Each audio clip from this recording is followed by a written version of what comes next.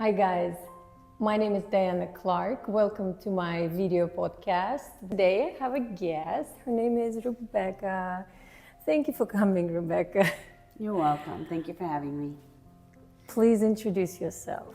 My name is Rebecca Acuña. I'm a longtime teacher of art. I've been teaching for more than 20 years.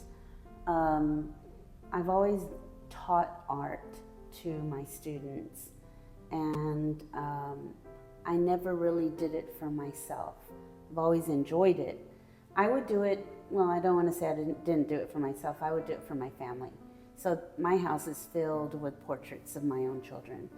And, but other than that, that's it. And then in 2019, I made a portrait for my step-grandson, and my late husband, he loved it. He fell in love with it, and he was like, you need to do this. This is where you belong. This is what you have to do. And so with his encouragement, I started posting more artworks online, and I started getting clients, people who I knew would, say, can you draw this for me? I need it for a gift for Christmas. And so I started doing artwork like that, and they'd pay me. And so on my husband's insistence, he was like, this is what we need. This is our goal. This is what we're going to do. Once I get a promotion, you can quit working, quit teaching, and you can do art for yourself. He said you can get a studio, you can do your own stuff. And of course I loved that idea. Then he got sick in 2020, he got COVID, and he passed away.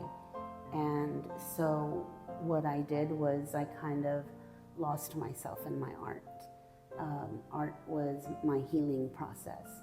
And I was creating artwork after artwork. I ended up with a big box of artworks, and I thought, well, what am I going to do with all of this? And I decided to start looking for a studio, and this is where I ended up. Beautiful. I love when artists have support from their families and beloved ones.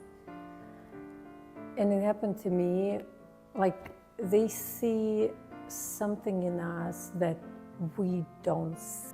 Do you teach now? I am still teaching. I work full time.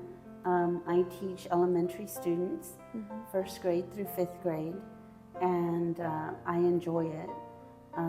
It can be overwhelming. It's a little bit overstimulating. Sometimes I get home real tired, but I do enjoy teaching them art. They open up my creativity as well, because children don't have filters, they don't have boundaries, and sometimes when they do their artwork, it's like, oh, and then I get an idea, But I still teach full time.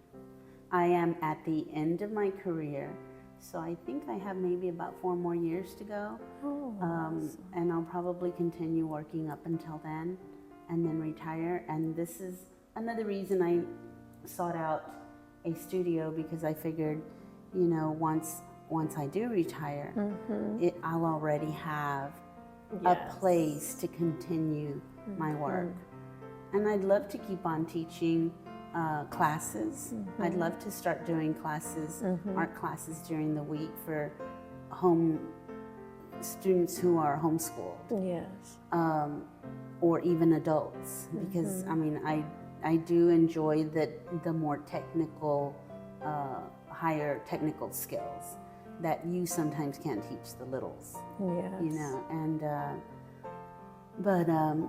this is where I need to be. My son, my second son, my middle child, when he was little, he enjoyed going to county fairs and carnivals. He used to say, I belong at the carnival. So, but meaning that's where he wanted to be. So this is where I belong. Yes. when you teach kids, do you maybe happen to see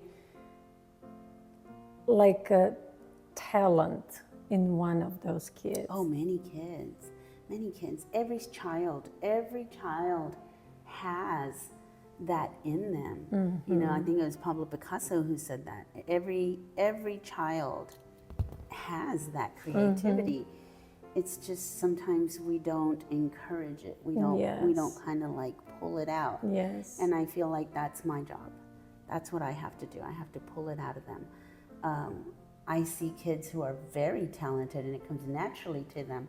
But sometimes when it's natural, sometimes it's too easy and you don't really try. You don't really put forth the effort. For me, I get enjoyment out of those who sometimes don't realize they have it. And for me, that's where the enjoyment is the ones where you make them realize, you know, oh, you know, I've got this. Yes.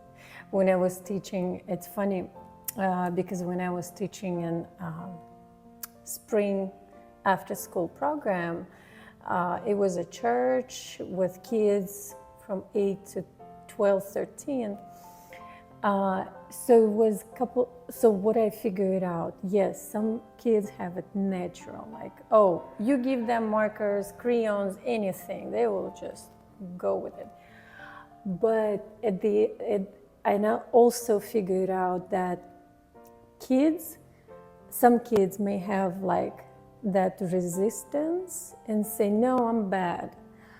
But when you encourage them, they actually opens up and being talented. Yeah. Because they're like, okay, I'm not good as her or her, but they compare themselves, but the talent is not in the field of comparison. You know what I mean? Yeah, because sometimes they're timid, they're hesitant is what it is. And so I try to create a space for students where it's okay to make mistakes because that's how you learn. Yes. And so I try to encourage that learning in that way. It's okay to make mistakes. Because I tell you think Miss Acuña doesn't make mistakes? Oh no, I make lots of mistakes. Yes. But if I hadn't made those mistakes, then I wouldn't know now what I know today. Yes. That's clever. It's interesting when you show kids like, hey, this is what I did. And once at some point I put like all blue background. It was insanely crazy and I did not like it. And I was showing kids and say, hey, this is, and they're like, you did that? They didn't say they've been nice, you know, that's horrible. I'm like, yeah, see, like, that's another thing I tell you, they don't have a filter. I know, they will right? tell you exactly what's on their mind. Love it. Going back to your art, I see that you work with different medias. Which one do you think, maybe not your favorite, but which one do you always come back to? I honestly, it's hard for me to pinpoint like what is my favorite, but I do enjoy creating textures quite a bit. Yes. There's a playfulness about it that I absolutely love. Yes. And when you're playing with art, when you're playing with the textures, you kind of tend to lose yourself. Yes. It's not a subject necessarily. It's just playing with the modeling paste. It's playing with, you know, the glue gun or whatever. And it's playfulness. You have to have a sense of playfulness in art because that's where the joy is. That's where the joy is. That's beautiful. But I do enjoy also creating landscapes. In the way I see it, my perception is that when you create a landscape, you're creating a place where you'd like to be, Yes. you know, or that feels a certain way. So I like landscapes, I like textures, and I also like abstract. But I have to say that one of the things that I have not really shown off in the studio is I love drawing portraits. I love drawing portraits. And I have a few portraits, like if you wanted me to draw you, I could draw you within 15 minutes. I could draw you really, really good. Wow.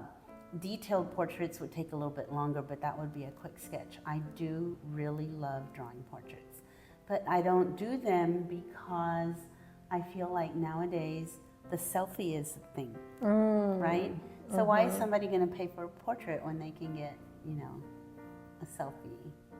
Or at the same time, why selfies are, people have selfies. If you have iPhone or whatever actually phone, you can do a selfie, but not the portrait. Yeah.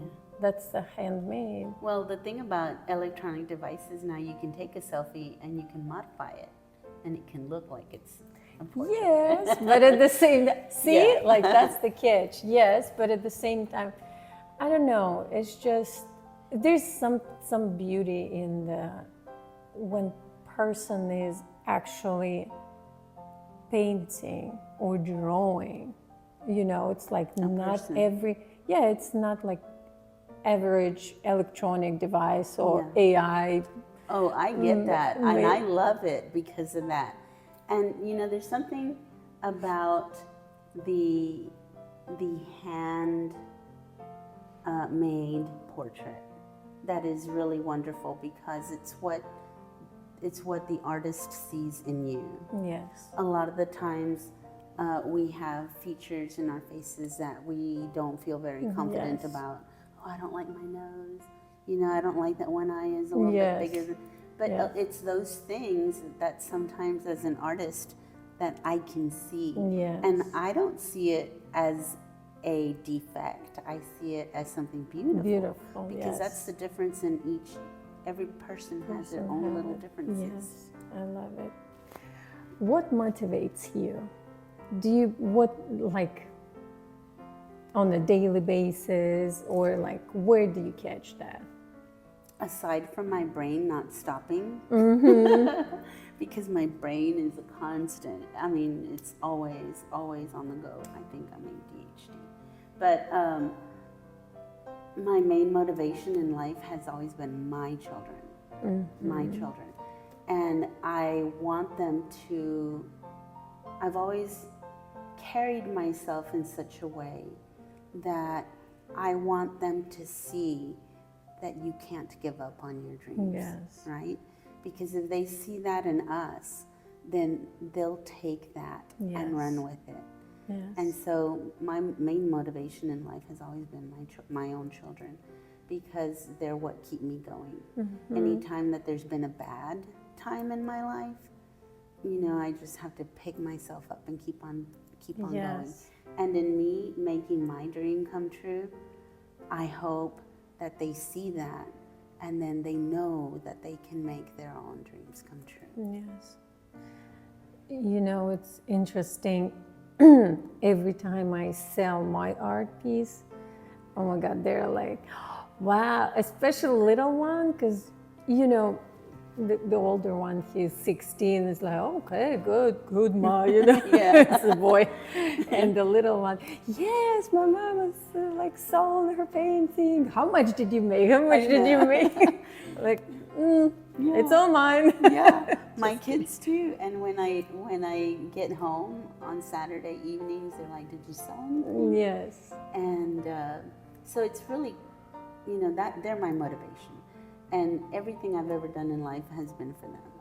And so they're the foundation of my motivation. But I think also my brain just doesn't stop. Anytime that I might see something, I'm like, oh, that would make a good artwork. Yes. I have that always, constantly. So there's like files in my brain of things that I have to do next. Never mind that I am working on 5 different pieces at my home. Yes. That still haven't been finished. Do you have your favorite one? Yes, I do. I have a self-portrait that I painted that no one has seen. I will not let out of the house, and I will not show off. Yeah, maybe one day. Does it have emotional meaning to it? It was actually a selfie Okay. that I took Okay. when I was grieving my husband. And so when I saw the selfie, I was like, oh man, you can see the grieving, you know. Yes. It wasn't sad, I wasn't crying or anything, but I could see it in my eyes. And so, so I decided to make a self-portrait of that selfie. And so that's probably one of my favorites. Not because it's me, but because it kind of shows the deep rawness of my feelings. A lot of these artworks I made during the time that I was grieving, and I made them all for different reasons. I sold one the other day. It was called Carpe Diem. There's a big sun with the ocean water and the sky. It was blue and yellow. And that one, I painted it to remind me to enjoy every day. Every day. Because we never know when that last moment is going to come, you know? And so, regardless of what we're going through, we are given this day, and we have to make the best of it. Oh, I'm gonna. You know. So and people sometimes, well, if you made it when you were feeling this way, why are you selling it? If it's such an important thing, why are you selling it? Like that artwork right there. That is called Faces in the Tree. It is a crepe myrtle that has faces looking to the left and to the right. And Oh yeah. you see them? I do. So the inspiration for that was a tree in my backyard. When it would lose its leaves, my late husband and I used to sit out in the back porch, and we'd be drinking a beer or something and just talking, and we'd always look at the tree. How many faces do you see? And we'd count 1, 2, 3, you know, do you see that one? Do you see that one? And so I turned it into an artwork. And so sometimes people say, well, if that's so meaningful to you, why are you selling it? The artwork that I make, sometimes it's very cathartic. Like it's healing. Yes. I make it because I'm healing. And then I hope that other people will see something meaningful in it and appreciate it and maybe take it home and, you know, maybe it'll help them. Yes. So you have a purpose of you healed yourself and then passes this healing energy to Yes. someone else. Yes. You know, it's like therapists, I think they have this exercise when you write down any problems or anything on the paper and then burn it. It's kind of it healed and let it go. In your case, this is something. So the people that took my other artwork, I told them about it, and they were also experiencing, you know, some, I didn't ask, because, you know, that's, Yes. but I could tell that the woman, she absolutely felt it. And so they took it, and I'm hoping that when she sees it, it helps her get through her day. Oh yes, absolutely. I believe people have that energy and we can see it, and some people don't even, maybe you don't see this energy or warm feeling, but it is there. Of course. For some people it's just, oh, doodling, oh, whatever, just Right. splash of the paint, but Right. it's not.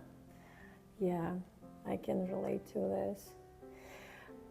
Oh, that's like, whew. Yeah. I'm more- And so that's the thing is, for me as an artist, I use my art to help me through situations. And it may not just be a healing. It could be, I had a rough day. It could be, I need something to lift my spirits, you know. And I'm hoping that people will see that energy, feel that energy, and then they can take it with them and it can help them. When do you have time to paint?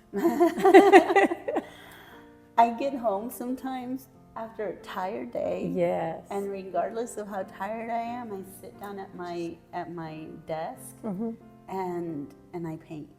Sometimes it's just 15 minutes.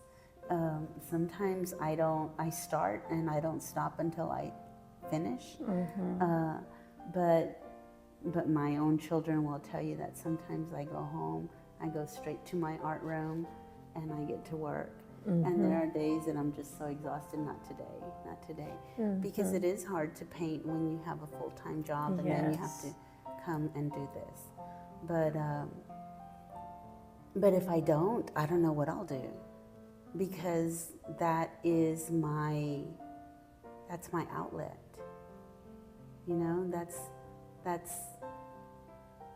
what I do. And so do you think it's your purpose? I do. And teaching goes along with it. Even if it's not teaching a class, but there's a lesson in everything that we learn, everything that we come across, every experience that we have. Yes. So yeah, I do think art is my purpose. When I was little, I loved coloring. I loved creating stuff. I never thought that I would be an artist. I never thought that. But I knew that when that crayon would touch that paper, I was like at peace. And so for me, that's what art is. It's my peace. It's my place. Yes. That's beautiful. I love it. I feel it at like 100%. I didn't know that I can paint. I always like, I can color. But then my friend invited me for tea, and my kid was little, and she's like, yeah, I'm like, no, I can't paint. She's like, no, not a big deal. It's just see lines like the beach or whatever. And the moment, like, I put, as you just said, the crayon on the paper, but that was acrylic on the canvas. And I'm like, I started blending, like, I like it. It looks good. And then I almost like, I put away the brush and I started mixing and blending with my hands. And my friend is like, what are you doing? Like, take a brush. I'm like, hold on. And then, it's just like I opened, I don't know, a window. It was your creativity door. That's it, yes, like, I was in space, or space was in me, I don't know. There's a peacefulness in it. It is. And that's why I feel like this is what I need to be doing. Tell me about your late collaborations. I collaborated with Ms. Julie Villarreal upstairs.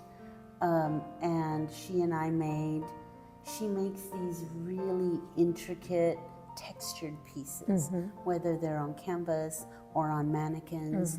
And so I knew she and I had the similar likeness to these textured pieces. So she had like a bust of a mannequin, and I painted her. Typically, her mannequins don't have like a face. She just kind of covers them in paint. So I thought this was going to come to life. So I made the piece, all made up, makeup, and, made her kind of come to life. And then she did the intricate details that, she does. And it came out really good. It's somewhere on the seaside of the building. I also made a parrot with Manju. She was interested in creating a piece that had texture, so we kind of combined our skills. My thing is the texture, and of course she uses a lot of bright colors, so we determined that a parrot is brightly colored, so we would do that. So it's a textured parrot. That's that she beautiful. made. I saw both of them. I saw both of them last Saturday. It was Yeah. so pretty. It was a cute exhibit. Not cute. It was very interesting and fun. It's nice to see the talents that each artist brings to a piece. Together. Yes. Yes. Yeah, and I don't. I'm gonna say I'm not typically a collaborator. I kind of like to go with the flow, and whatever happens happens. So it's kind of hard for me to collaborate, but it was fun. It was fun. It was really interesting to do that. Any upcoming collaboration? I think so. I know that Michelle Huff and I tossed an idea back and forth. Oh, that's awesome. So that might be something that's coming up in the future. That's awesome. Love it. Okay, if we're talking about collaboration, if you have a chance to collaborate with any artist from like day one of the history of the mankind, who would that be? I think I would like to collaborate. Well, there's two that come to mind.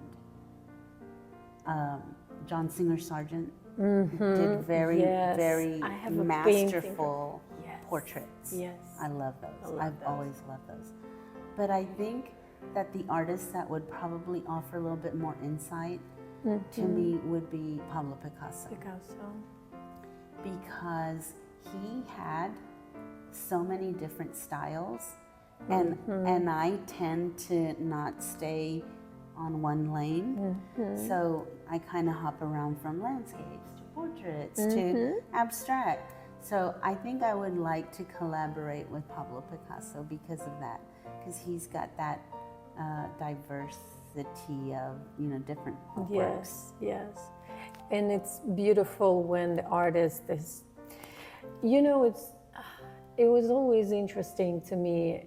On one side, they say, hey, stick with one style, right? They say, hey, how people would know you, you gotta go like one way. Let's say Picasso, right? The way we know him.